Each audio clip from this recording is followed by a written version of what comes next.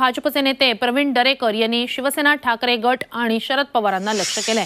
पक्ष फोडण्याचा इतिहास हा शरद पवारांनी त्या ठिकाणी सुरू केलेला आहे। ते पक्ष फोडण्यात मास्टर आहेत अशी टीका दरेकरांनी केली आहे। तर या राज्यात ज्या पवारांनी पक्ष फोडण्याचा इतिहास रचलाय त्यांच्या मांडीला मांडी लावून बसायचं आणि पक्ष फोडणाऱ्याविषयी जनतेच्या मनात चीड आहे असं म्हणायचं हा विरोधाभास आहे असा टोला प्रवीण दरेकर यांनी ठाकरे गटाला लगावलाय।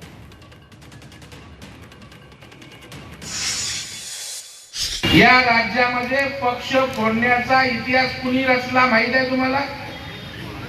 कुणी रचला? शरद पवार।